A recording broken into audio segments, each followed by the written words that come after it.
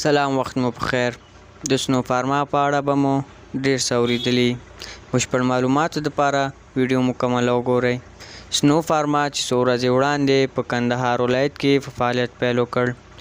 د جون په 5مه د دغې فابریکې د پرانیستلو مراسم و چې په دغه مراسمو کې د ملا برادر اخوند په شمول ګڼ شمېر چارواکو ګډون کړی و او همدارنګه طالب چارواکو د دغې فابریکې مسؤلینو ته د بشپړ امنیت ډاډ ورکړی دی.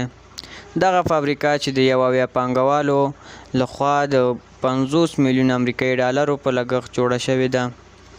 دغه فابریکه کې فلحال 800 کسان په کار بوخت دي. د دغې فابریکې تولید د اوس لپاره په 8 ساعتو کې 2 میلیونه ټابلیټ، 1 میلیون کپسول او 100,000 د شربت بوتلونو تولیدوي. د دغې فابریکې مسؤلین وایي چې په راتلونکي کې به د افغانستان 40 ولایتونو ته درمل تولید کړي.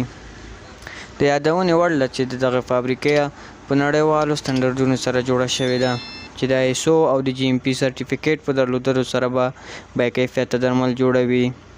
د دغې فابریکې مسؤلین د خلکو څخه غواړي چې د خپل وطن تولید استعمال کړي او د نورو هیوادو په پرتله به د دغې کمپنۍ په قیمت ارزانه او په کیفیت لوړه وي.